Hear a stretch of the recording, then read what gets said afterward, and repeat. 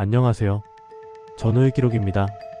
오늘날 대한민국 특수전사령부, 일명 특전사는 최정예 전투부대로 명성이 자자합니다.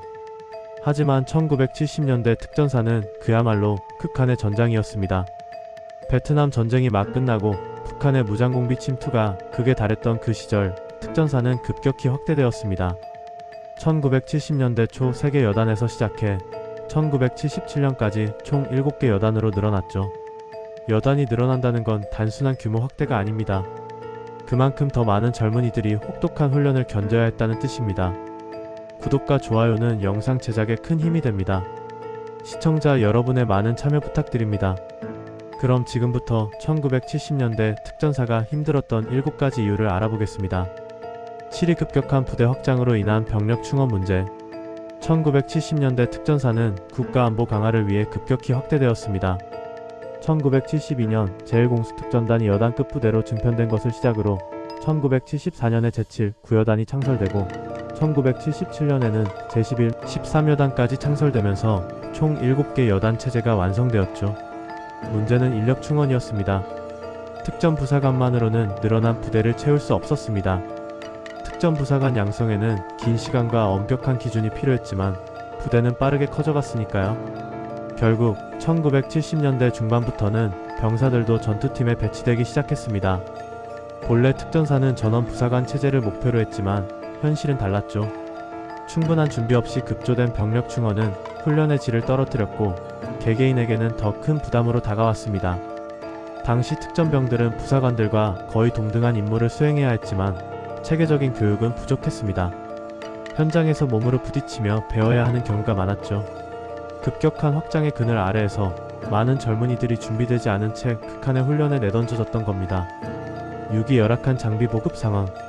1970년대 대한민국은 아직 경제가 발전하기 전이었습니다.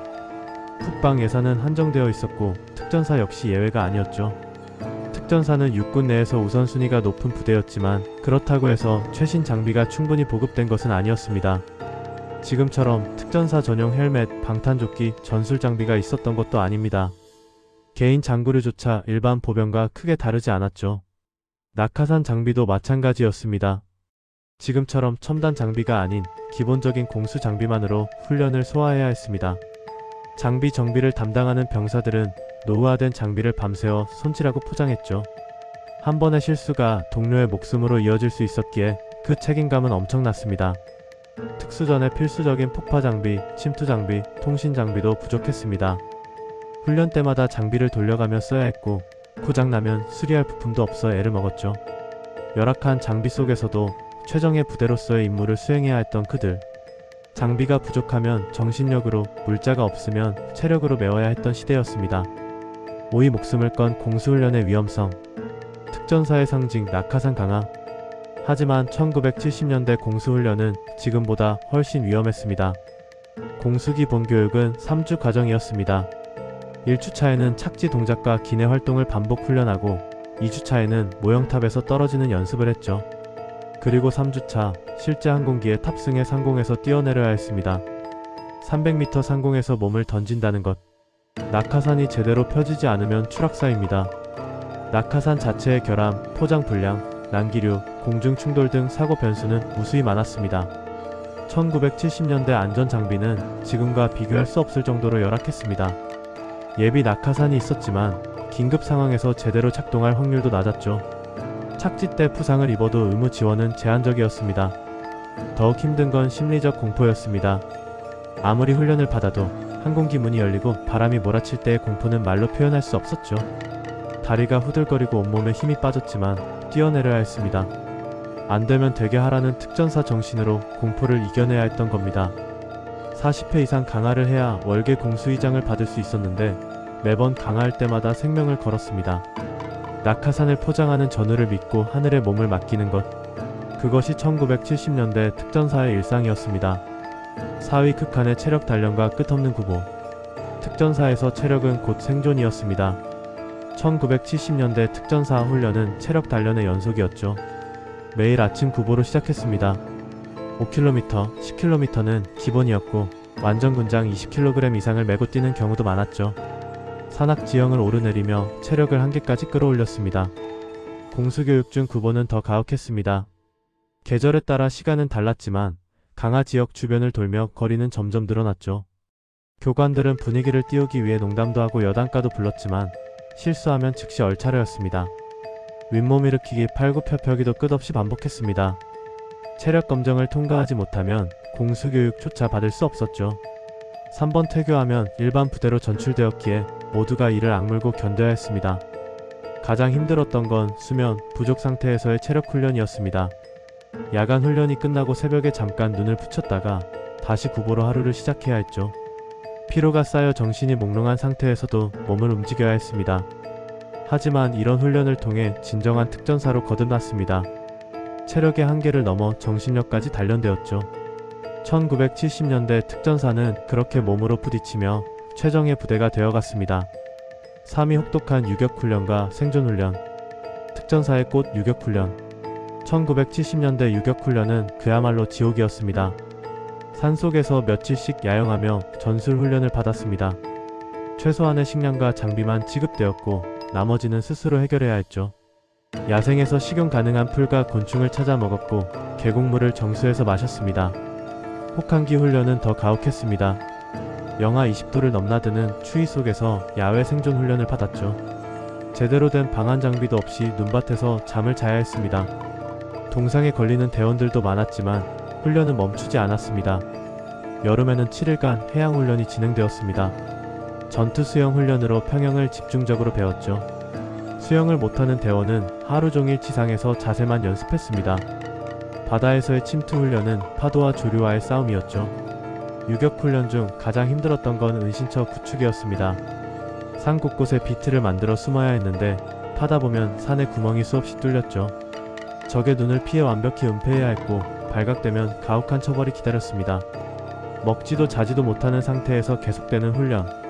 극한의 환경에서 살아남는 법을 몸으로 체득해야 했던 겁니다. 2위 실전을 방불케 하는 고문저항 훈련. 1970년대 특전사에는 지금은 사라진 훈련이 있었습니다. 바로 고문저항 훈련입니다. 적에게 포로로 잡혔을 때를 대비한 훈련이었죠. 실제로 구타, 물고문, 정신적 압박을 가했습니다. 기밀을 누설하지 않도록 정신력을 시험하는 과정이었지만 그 강도는 상상을 초월했습니다. 특수전문 유격 교육, 일명 레인저 교육에 포함된 이 훈련은 특전사는 물론 정보사, 해군, UDTSAL, 해병수색대 등 타군에서도 위탁교육으로 참여했습니다. 교육을 받고 돌아온 이들은 모두 같은 말을 했죠. 죽을 뻔했다. 고문을 견디지 못하고 기밀을 누설하면 가혹한 처벌이 따랐습니다. 구타는 기본이었고 모의 처형과 모의 안매장까지 이루어졌죠. 살벌한 분위기 속에서 정신이 무너지는 대원들도 많았습니다. 해군 특수전 전단의 전설적인 유병호 준이도 1980년대 특전사에서 이 훈련을 받았고 훗날 인터뷰에서 그 고통을 회상했습니다. 그만큼 악명이 높았던 훈련이었죠. 하지만 이 훈련은 1990년대 중반 군 인권 문제가 대두되면서 폐지되었습니다. 2004년에는 기본적인 고문저항 훈련마저 사라졌죠. 1970년대 특전사 대원들은 이런 훈련을 통해 어떤 상황에서도 굴하지 않는 정신력을 키웠습니다. 하지만 그 대가는 육체적, 정신적 고통이었죠. 1위 실전 대간 첩작전의 긴장감과 위험. 1970년대는 북한 무장공비의 침투가 극에 달했던 시기였습니다. 특전사는 훈련만 하는 부대가 아니었습니다. 실전에 투입되었죠. 1960년대부터 시작된 대간 첩작전은 1970년대에도 계속되었습니다. 울진 삼척지구, 괴산 연풍리, 북평지구, 서귀포 등 전국 곳곳에서 무장공비와 교전했죠. 대간 첩작전은 훈련보다 훨씬 위험했습니다. 적은 실탄으로 무장하고 있었고 한 발의 총성이 생명을 앗아갈 수 있었습니다. 산악지형에서 공비를 추적하는 작전은 며칠씩 이어졌고 추위와 배고픔을 견디며 작전을 수행해야 했죠. 1976년 판문점 도끼만행 사건 때는 보복작전에 투입되었습니다. 전쟁 직전까지 갔던 긴박한 상황에서 특전사는 최전방에 배치되어 대기했죠. 언제 전투명령이 떨어질지 모르는 극도의 긴장 속에서 하루하루를 보냈습니다. 1970년부터 1971년까지는 베트남 전쟁에도 파병되었습니다. 맹호부대와 백마부대에 편성된 공수지구대로 참전해 실전 경험을 쌓았죠. 정글에서의 게릴라전, 적진 침투 등 특수작전을 직접 수행했습니다. 실전의 공포는 훈련과 차원이 달랐습니다. 전우가 쓰러지는 모습을 목격하고 자신도 언제든 그렇게 될 수 있다는 것을 알면서도 앞으로 나아가야 했죠. 1970년대 특전사는 훈련장과 전장을 오가며 진정한 전사로 성장했습니다. 실전의 긴장감 속에서 대한민국을 지키는 방패가 되었던 겁니다. 지금까지 1970년대 특전사가 힘들었던 7가지 이유를 알아봤습니다. 급격한 부대 확장, 열악한 장비 목숨을 건, 공수훈련, 극한의 체력 단련, 혹독한 유격훈련, 고문저항훈련, 그리고 실전 대간 첩작전까지 1970년대 특전사는 그야말로 시련의 연속이었습니다. 하지만 그 시련을 견뎌낸 분들이 있었기에 오늘날 대한민국이 안전할 수 있었습니다. 경제적으로 어려웠던 시절, 부족한 장비와 열악한 환경 속에서도 오직 정신력과 체력으로 나라를 지켰던 특전사 선배님들, 그분들의 헌신과 희생에 깊은 경의를 표합니다. 1970년대 특전사에서 복무하셨던 모든 분들께 다시 한번 감사드립니다. 여러분이야말로 진정한 대한민국의 영웅입니다. 시청해주셔서 감사합니다. 구독과 좋아요, 알림 설정 부탁드립니다. 전우의 기록이었습니다.